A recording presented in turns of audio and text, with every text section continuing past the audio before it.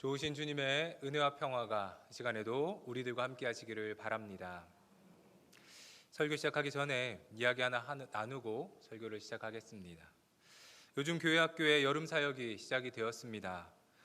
아이들이 교회학교를 통해서 믿음으로 잘 자라는 것을 보면 마음이 뿌듯해집니다. 어느 날 저희 아이도 이제 교회에서 배워온 노래라고 저에게 노래를 불러주겠다는 거예요. 그래서 한번 불러보라고 했더니 이렇게 노래를 불렀습니다. 천국은 맛집. 천국은 맛집이라는 거예요. 처음에 막 웃었습니다. 뭐야 이게. 근데 나중에 생각해 보니까 이게 이 시대에 좀 참 맞는 진리의 말씀 같다 생각이 들었어요. 왜 그런가 봤더니 우리가 보통 맛집 가면 대기표 받고 막 줄 서서 많이 기다리지 않습니까? 그래서 서로 먼저 들어가려고 막 치열하게 막 그러잖아요.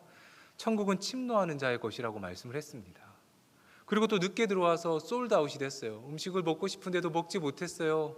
어떻게 됩니까? 맛집에 들어가지 못한 사람은 그 문을 붙잡고 밖에서 슬피 울며 이를 갈게 되죠.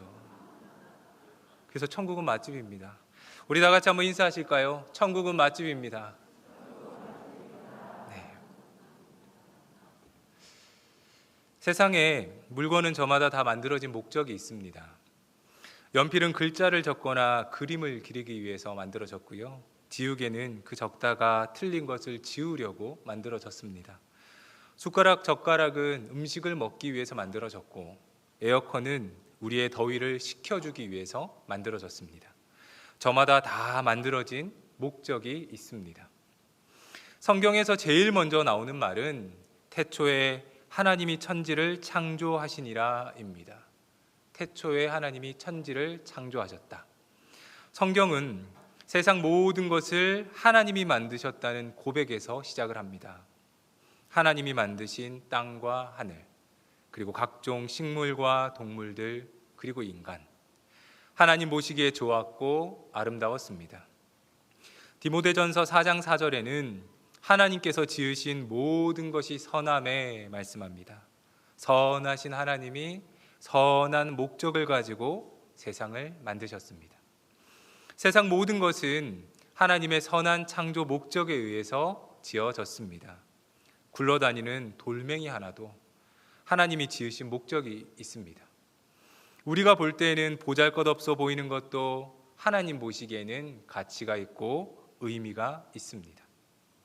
요한계시록 4장 11절에 우리 주 하나님이여 영광과 존귀와 권능을 받으시는 것이 합당하오니 주께서 만물을 지으신지라 만물이 주의 뜻대로 있었고 또 지으심을 받았나이다 말씀합니다. 하나님이 세상 만물을 지으셨는데 만물은 주님의 뜻대로 지음을 받았다고 말씀을 하고 있습니다. 우리 인간 역시 하나님이 지으신 특별한 목적이 있습니다. 그 목적이 무엇일까요?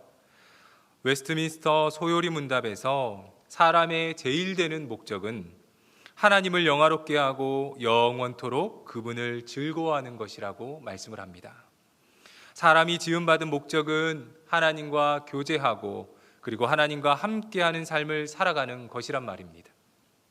성도 여러분, 여러분은 이 목적에 맞게 살아가고 계십니까? 하나님이 우리와 교제하기 위해서 우리를 지으셨는데 그 목적대로 하나님과 관계 맺으면서 살아가고 계십니까? 오늘 우리는 하나님과 함께하는 신앙인물 한 사람을 보게 됩니다. 바로 요셉입니다. 요셉은 하나님이 주신 꿈을 품고 살았던 사람입니다. 그는 그 꿈을 품고 하나님의 목적대로 살았습니다. 요셉의 삶을 보면 여러 굴곡이 있었습니다. 하지만 요셉은 삶의 어려운 고비마다 함께 하시는 하나님을 경험했습니다. 자신과 함께 하시는 하나님을 의지하면서 성실히 살아갔던 요셉은 형통한 자가 되어서 하나님의 계획대로 크게 쓰임을 받게 되었습니다. 오늘 말씀 속에서 하나님이 요셉에게 주신 은혜와 축복이 오늘 이 시간 우리 모두와 함께 하시기를 바랍니다. 요셉은 야곱의 11번째 아들입니다. 요셉은 야곱이 사랑한 라헬에게서 늦둥이로 태어난 아들로 어릴 적부터 아버지의 사랑을 많이 받고 자랐습니다. 형들은 들에서 양과 가축 돌보는 일을 했지만 요셉은 아버지 곁에서 채색 옷을 입고 편하게 지냈습니다. 이러한 아버지의 편애로 요셉은 형들의 미움과 질투를 받기도 했습니다. 그런데 어느 날 형들이 요셉을 더욱 미워하게 되는 일이 발생합니다. 그것은 요셉의 꿈 때문입니다. 요셉은 자신이 꾼 꿈을 형들에게 말을 합니다. 꿈에서 자신의 곡식단은 우뚝 서고 형들의 단은 자신의 단을 둘러서서 절을 했다는 것입니다. 가뜩이나 요셉을 미워하는 형들인데 요셉의 꿈 이야기를 듣고 더욱 요셉을 미워하게 되었습니다. 이쯤 되면 눈치껏 그만해야 되는데 요셉은 또다시 형들에게 꿈 이야기합니다.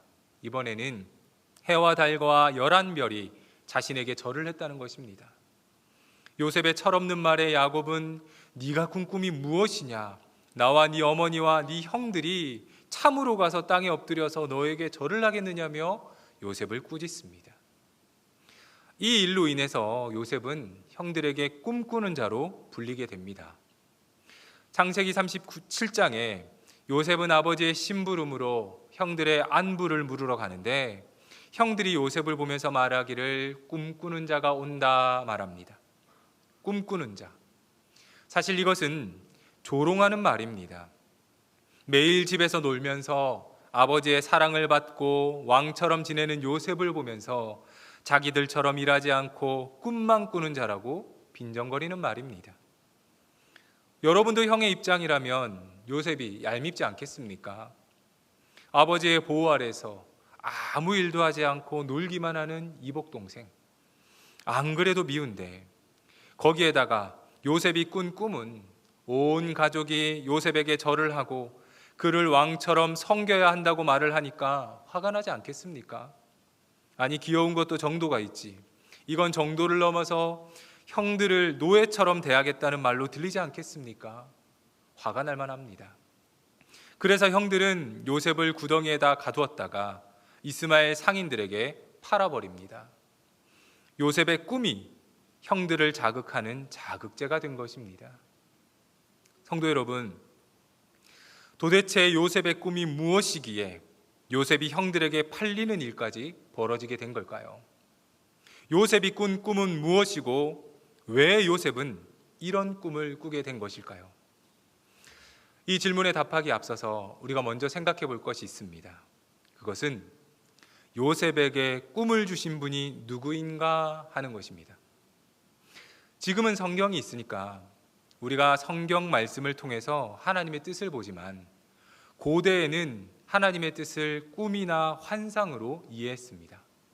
그렇게 볼 때에 요셉에게 꿈을 주신 분은 하나님이십니다. 이후 요셉의 이야기를 읽어보면 하나님의 꿈이 요셉을 통해서 이루어져 가는 것을 보게 됩니다. 하나님이 요셉에게 꿈을 주셨습니다. 요셉이 꾼 꿈은 자기 혼자 생각한 망상도 아니요 착각도 아닙니다. 그것은 하나님의 꿈입니다. 그렇다면 요셉이 꾼 이 하나님의 꿈은 무엇을 의미하는 것입니까? 그것은 요셉을 통해서 그의 가족을 구원하겠다는 하나님의 계획을 뜻합니다.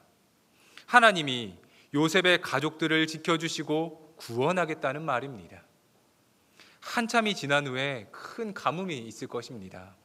1년, 2년도 아닌 7년이나 가뭄은 계속될 것입니다. 하나님은 가뭄 속에서 요셉의 가족을 구원하시겠다고 작정하셨고 그 계획을 요셉에게 꿈으로 알려주시는 것입니다. 하나님은 야곱과 요셉의 조상 아브라함과 약속한 것이 있습니다. 그것은 아브라함의 자손을 하늘의 별과 같이 그리고 바다의 모래와 같이 번성하게 할 것이라는 약속입니다. 신실하신 하나님은 아브라함과 하신 약속을 지키기 위해서 일하십니다. 요셉의 꿈을 통해서 말입니다. 하나님은 요셉을 통해서 그의 가족을 구원할 계획을 세우셨고 그리고 그 계획을 이루어가고 계십니다. 이처럼 하나님은 주의 백성을 구원하기 위해서 일하십니다. 하나님은 하나님을 믿고 따르는 주의 백성들을 구원하겠다는 그 약속을 지키기 위해서 오늘도 일하고 계십니다. 하나님의 일하심 덕분에 오늘 우리는 하나님의 백성이 되었고 구원받은 줄로 믿습니다. 이처럼 하나님은 주의 백성들에게 하나님의 꿈을 주십니다. 하나님의 꿈이 무엇입니까? 생명을 살리는 것, 죽음에서 생명으로 옮기는 것, 바로 이것이 하나님의 꿈입니다. 우리는 예수님의 말씀 속에서도 하나님의 꿈을 확인할 수가 있습니다.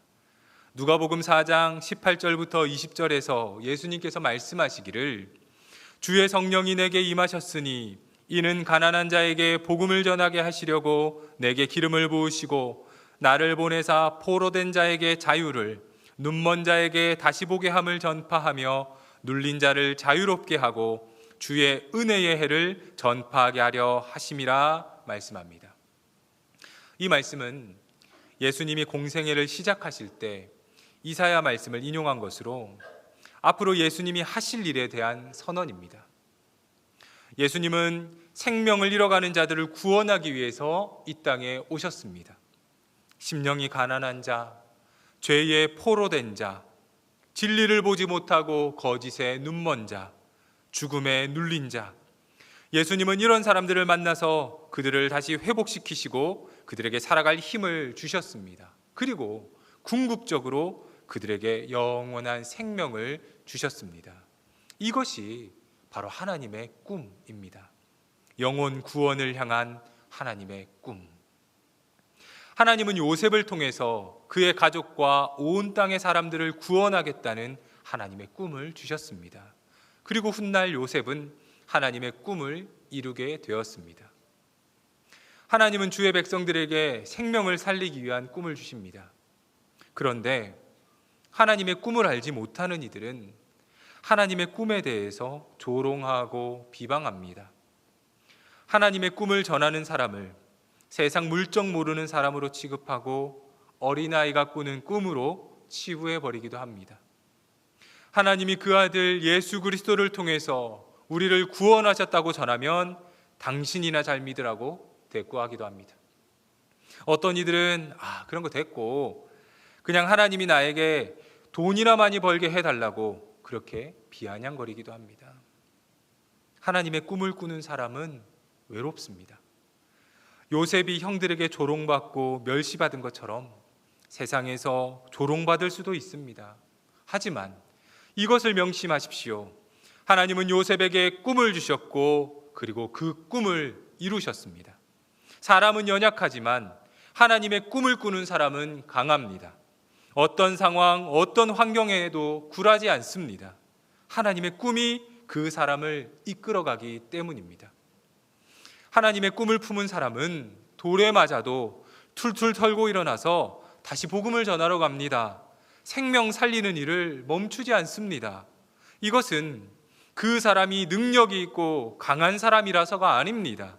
하나님의 꿈이 그 사람을 일으키고 하나님의 꿈이 그 사람에게 힘을 주고 하나님의 꿈이 복음을 전할 용기를 주는 것입니다. 사랑하는 성도 여러분, 요즘 여러분들은 어떤 꿈을 꾸고 있으십니까? 주식이 대박나기를 바라는 꿈을 꾸십니까? 인생 한방 역전되는 꿈을 꾸십니까? 요즘 여러분은 어떤 꿈을 꾸고 계십니까? 성도 여러분, 하나님의 꿈을 꾸시길 바랍니다. 생명을 살리고 영혼을 구원하는 그 하나님의 꿈을 꾸시길 바랍니다. 고통 속에 있는 사람들에게 예수 복음 전해서 그들에게 위로를 주는 일, 힘들어하는 이에게 예수 복음 전해서 그들에게 다시 살 소망을 주는 일, 혼자서 외로워하는 이에게 예수 사랑 나누어 주는 일, 심령이 갈급한 이에게 예수 복음 전하여서 진리를 선포하는 일, 예수 알지 못해서 날마다 자신을 비관하며 살아가는 이에게 생명 되시는 예수 그리스도 전하는 일, 하나님은 이런 하나님의 꿈을 주의 백성들에게 주십니다. 사랑하는 성도 여러분, 하나님의 꿈을 꾸시길 바랍니다. 그리하여서 요셉과 같이 하나님의 계획에 귀하게 쓰임받고 생명 살리는 일에 동참하는 우리 모든 성도님들 되시기를 바랍니다. 요셉은 하나님의 꿈을 가지고 살아갔습니다. 그런데 그의 인생을 보면 순탄하지 않습니다. 그가 꾼 꿈으로 인해서 인생이 꼬이기 시작합니다. 본문을 보시면 요셉은 형들에게 팔려서 애굽으로 가게 됐습니다. 1절에서 바로의 씨나 보디발이 요셉을 샀다고 전합니다. 요셉은 보디발의 집에 가서 그곳에서 성실하게 일하며 지냅니다. 그래서 보디발의 인정을 받아 가정 총무가 됩니다. 가정 총무의 권한은 보디발의 모든 집안일과 재산을 관리하는 일입니다. 사실 자식에게도 이런 권한 주지 않습니다. 요셉이 받은 권한을 보면 보디발이 요셉을 얼마나 신뢰하는지를 알 수 있습니다. 그런데 문제가 생깁니다. 성실하게 일처리를 잘하는 요셉의 모습을 보면서 보디발의 아내가 반하여서 그와 동침하기를 원했습니다. 보디발의 아내는 요셉의 여주인입니다. 보디발만큼 힘 있는 사람입니다. 그녀의 눈밖에 난다는 것은 지금 누리는 권한을 빼앗길지 모르는 위험이 있습니다. 그러니 모른 척하고 그녀의 말을 들으면 좀 더 편안하게 지낼 수도 있습니다. 그런데 요셉은 그녀의 유혹을 거절합니다. 그 거절의 이유를 자신은 주인을 배반할 수 없고 또 그녀와 동침하는 일은 하나님 보시기에 죄가 되기 때문이라고 말을 합니다. 요셉의 말을 보면 그는 신의가 있는 사람입니다. 요셉은 주인 보디발과 하나님에 대한 신의를 지키기 위해서 눈앞의 유혹을 거절했습니다. 그리고 그 거절의 대가가 무엇입니까? 모함을 쓰고 감옥에 가는 것입니다. 결국 보디발의 아내의 모함으로 요셉은 감옥에 갇히게 되었습니다. 여러분, 하나님의 꿈에 의하면 요셉은 저를 받는 자가 되어야 합니다. 그런데 요셉은 인생에서 어려움을 겪고 있습니다. 형들에게 팔려서 알지도 못하는 애굽으로 온 것도 서러운데 이제는 모함을 받아서 감옥에 갇히게 되었습니다. 당시 감옥은 지금처럼 시설이 잘 되어 있거나 형 집행기간을 채우면 퇴소할 수 있는 그런 곳이 아닙니다. 평생 그곳에서 나오지 못할 수도 있습니다. 더럽고 불결한 환경으로 병에 걸려서 죽을지도 모릅니다. 분명 요셉은 하나님의 꿈을 꾸었고 하나님이 그에게 꿈을 주셨는데 요셉의 인생 왜 이렇게 절망적인 것일까요? 요셉이 악해서일까요? 요셉은 주인과 하나님께 선을 행했습니다. 그런데도 왜 이런 비참한 일이 벌어지는 걸까요? 정말 하나님이 계시기는 한 걸까요? 하나님이 계시다면 요셉을 어떻게든 책임져 주셔야 하는 것 아닙니까? 이렇게 토로하는 우리에게 하나님은 이렇게 말씀하십니다. 우리 2절 말씀을 같이 읽겠습니다. 여호와께서 요셉과 함께 하심으로 그가 형통한 자가 되어 그의 주인 애굽 사람의 집에 있으니 39장 21절 말씀도 보시면 여호와께서 요셉과 함께 함으로 그에게 인자를 더하사 간수장에게 은혜를 받게 하시매 이뿐 아니라 39장 23절 말씀도 보시면 간수장은 그의 손에 맡긴 것을 무엇이든지 살펴보지 아니하였으니 이는 여호와께서 요셉과 함께 하심이라 여호와께서 그를 범사에 형통하게 하셨더라 말씀합니다. 여호와께서 요셉과 함께 하셨다는 말씀이 3번이나 반복됩니다. 여러분, 이 말씀이 언제 나오고 있는지를 우리는 주목해야 합니다. 요셉이 아버지 야곱의 집에서 호의호식할 때는 함께 하셨다는 말씀이 없습니다. 하지만 요셉이 고난과 어려움에 처하고 인생에서 가장 힘든 시간을 보내고 있을 때 하나님이 요셉과 함께 하셨다고 말씀합니다. 요셉은 형들에게 팔려서 애굽에 오게 됐습니다. 앞으로 어떤 일이 벌어질지 두렵고 불안해하는 그 요셉에게 주시는 하나님의 말씀이 여호와께서 요셉과 함께 하심으로 그가 형통한 자가 되었다라는 것입니다. 요셉이 여주인의 모함으로 감옥에 갇히게 되었습니다. 절망적인 상황 속에서 그때 주시는 말씀이 여호와께서 요셉과 함께 하시고 그에게 인자를 더하셨다 말씀합니다. 언제까지 감옥에서 지내야 하는지 알 수 없는 그 캄캄한 상황 속에서 요셉을 향하여 주시는 하나님의 말씀은 여호와께서 요셉과 함께 하심이라 여호와께서 그에게 범사에 형통하게 하셨다입니다.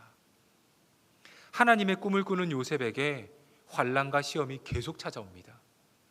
왜 내 인생은 일어나 좌절하게 만듭니다. 그런데 그때마다 주시는 하나님의 말씀은 내가 너와 함께 한다는 것입니다. 하나님이 함께 하시는 사람도 시련이 있고 고난이 있습니다. 하나님이 함께하면 모든 일이 평탄하고 다 잘 될 것이라고 생각을 하지만 그렇지 않습니다. 하나님의 꿈을 꾸고 사역했던 예레미야 선지자를 생각해 보십시오. 하나님은 예레미야에게 바벨론에 항복하라는 말씀을 주셨고 그렇게 할 때에 너희가 살아남을 수 있다고 말씀하셨습니다.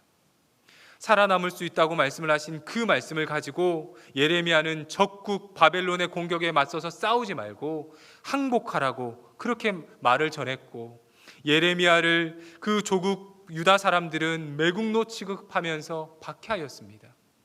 그러나 하나님은 그 예레미야에게 너는 그들 때문에 두려워하지 말라, 내가 너와 함께하여 너를 구원하리라 말씀하셨습니다.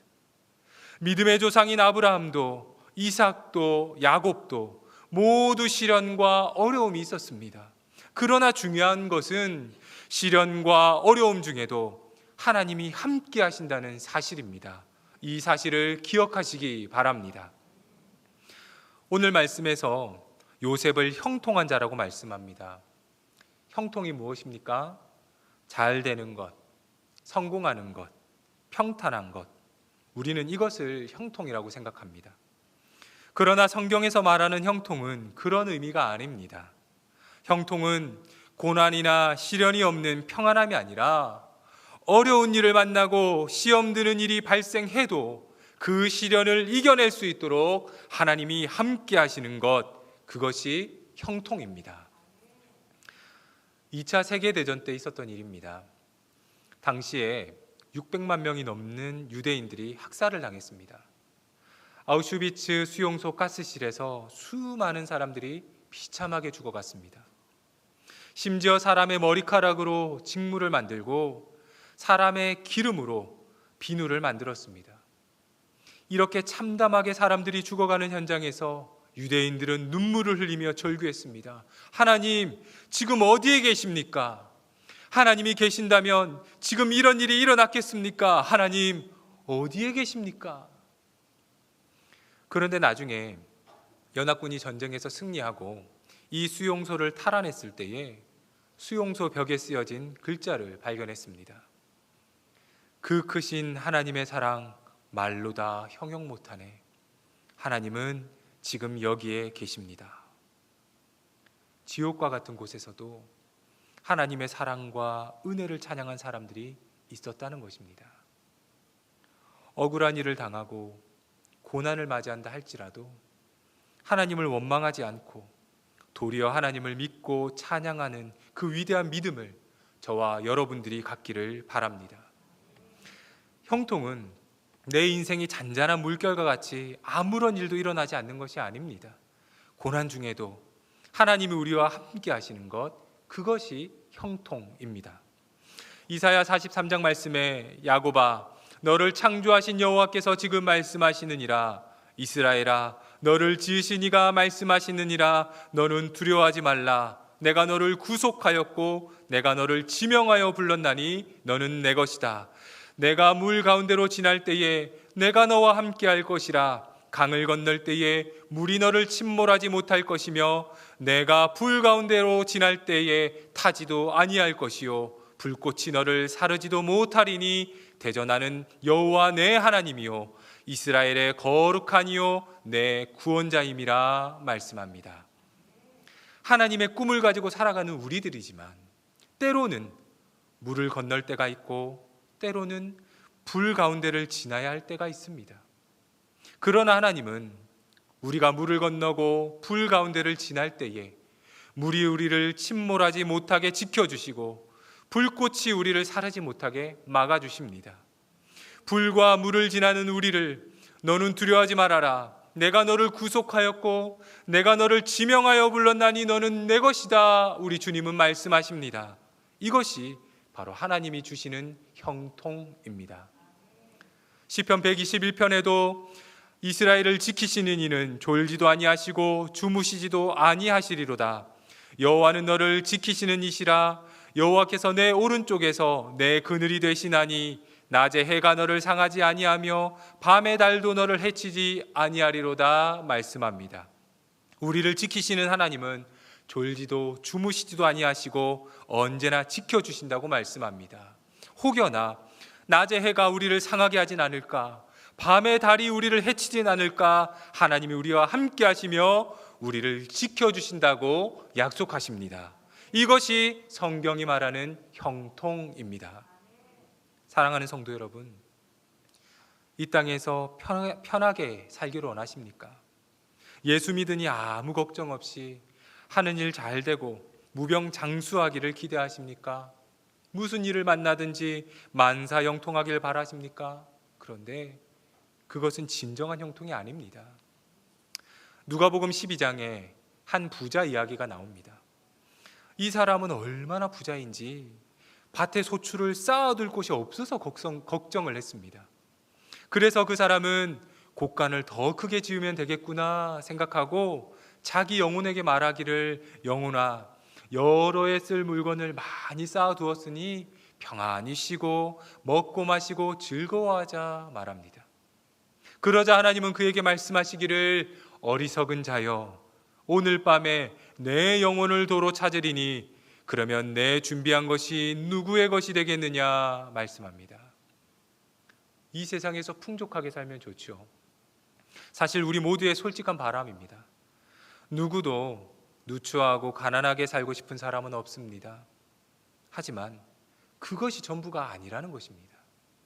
이 땅에서 풍족하게 사는 것이 형통한 것처럼 보이지만 실상은 그렇지 않다는 것입니다. 그것은 이 땅에서만 국한되기 때문입니다. 하나님이 부르시면 이 땅에 있는 이 모든 것들이 아무 쓸모가 없습니다. 어떤 상황과 고난 속에서도 하나님이 함께 하시는 것이야말로 진정한 형통임을 믿으시기 바랍니다. 요셉은 인생의 고비를 많이 겪었습니다. 하지만 그 고비 때마다 성경은 말씀합니다. 하나님이 함께 하심으로 그가 형통하였다.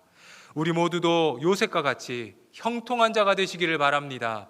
그리하여서 하나님이 함께 하시는 은혜, 형통의 은혜를 우리 모두가 함께 누리시기를 바랍니다. 요셉은 하나님이 함께 하시는 형통한 사람이었습니다. 그런데 그 형통의 결과를 보니 하나님의 복이 요셉 개인에게만 머물러 있지는 않았습니다. 요셉과 함께 거주하는 보디발의 집에 요셉으로 인해서 복을 받았습니다. 5절 말씀을 우리 같이 한번 읽어보겠습니다. 그가 요셉에게 자기의 집과 그의 모든 소유물을 주관하게 한 때부터 여호와께서 요셉을 위하여 그 애굽 사람의 집에 복을 내리심으로 여호와의 복이 그의 집과 밭에 있는 모든 소유에 미친지라. 비록 요셉은 보디발의 노예 신분이었지만 여호와께서 요셉과 함께 하시니 요셉에게 임하는 복이 넘쳐서 보디발의 집까지 복을 받게 되었습니다. 요셉으로 인해서 보디발의 집이 잘 되고 소유가 더욱 넘치게 된 것입니다. 보디발에게 요셉은 복덩이였습니다. 3절 말씀을 보면 보디발은 하나님이 요셉과 함께하는 것을 보았다 말씀합니다. 보디발은 하나님이 요셉과 함께 하시면서 요셉에게 하는 일마다 형통하게 하신다는 것을 깨달았다는 것입니다. 여러분, 보디발은 애굽 사람입니다. 하나님에 대해서 잘 알지 못하는 사람입니다. 그런데 이 하나님을 잘 알지 못하는 애굽 사람 보디발이 요셉을 통해서 하나님을 보게 되었다는 것입니다. 하나님이 어떤 분이신지, 그리고 하나님이 그의 백성에게 어떤 은혜를 주시는지 보디발은 요셉을 보면서 알게 되었습니다. 성도 여러분, 우리 성도의 삶이 바로 이런 요셉과 같아야 합니다. 믿지 않는 사람들이 우리의 삶을 보고 저 사람은 하나님이 함께 하시는구나 인정받는 삶을 살아야 합니다. 하나님을 믿는다면 우리의 삶에서 하나님이 드러나야 합니다. 마태복음 5장 16절에서 이같이 너희 빛이 사람 앞에 비치게 하여 그들로 너희 착한 행실을 보고 하늘에 계신 너희 아버지께 영광을 돌리게 하라 말씀합니다. 믿지 않는 사람들과 작은 일에 앙당 다투고 양보하지 않으려 하고 험한 말을 내뱉는다면 하나님의 영광을 가리우는 일이 될 것입니다. 우리의 신앙과 삶이 온전해지기를 바랍니다. 하나님이 함께하는 삶을 살아갈 때에 이 세상은 교회를 인정하고 그리고 믿는 우리를 인정할 것입니다. 삶으로 예수를 증거하는 사람들이 되시기를 바랍니다. 여호와께서 요셉을 위하여 보디발의 집에 복을 내리셨다 말씀했습니다. 요셉은 축복의 통로가 되었고 그를 통해서 하나님의 복이 이 보디발의 집에 임했습니다. 이 복은 장차 애굽과 온 땅으로 확대됩니다. 요셉으로 인해서 애굽과 온 땅의 사람들이 심각한 가뭄에서 건진받는 복을 누리게 된 것입니다. 하나님은 주의 백성들이 세상에서 복의 통로가 되기를 원하십니다.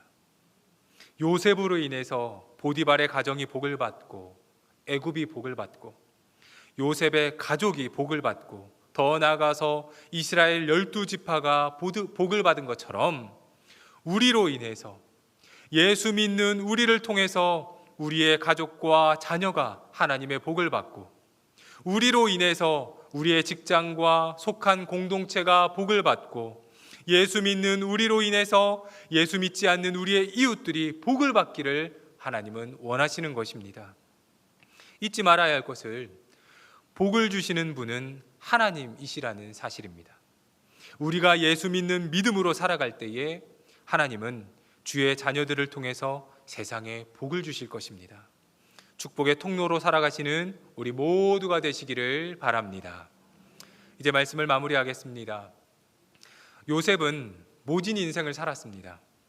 그러나 하나님은 그에게 꿈을 주셨습니다. 시련과 어려움 속에서도 포기하지 않는 꿈, 가족을 구원하고 세상을 구원할 꿈을 그에게 주셨습니다. 우리도 요셉처럼 생명을 살리는 하나님의 꿈을 꾸며 살아가시기를 바랍니다. 요셉은 삶의 위기가 찾아오고 모함을 당해도 낙담하거나 좌절하지 않았습니다. 그때마다 하나님께서 그와 함께 하셨기 때문입니다. 고난 중에도 하나님이 함께 하시는 것이 형통입니다. 우리 모두도 형통의 은혜를 누리며 살아가시기를 바랍니다. 그리하여서 우리가 만나는 이들에게 하나님의 복을 전하는 축복의 통로가 되어서 하나님의 복을 전하고 은혜를 전하는 믿음의 삶을 살아가시는 저와 여러분들이 되시기를 주님의 이름으로 축복합니다. 기도하겠습니다. 사랑의 아버지 하나님, 요셉이 꿈꾸는 자가 되어 많은 생명을 구하고 하나님께 귀하게 쓰임받은 것처럼 오늘 우리도 많은 영혼을 살리는 하나님의 꿈을 꾸는 자들이 되게 하옵소서. 하나님의 꿈에 귀하게 쓰임받아 이 땅에서 하나님이 함께 하시는 형통의 삶을 살아가게 하옵소서.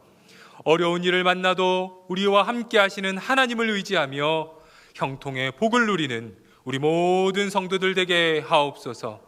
우리 모두 하나님의 축복의 통로가 되어서 우리가 만나는 이웃들에게 예수 그리스도의 생명의 복음을 전하게 하시고 우리를 통하여 이 파주 땅이 구원의 복을 받게 하옵소서.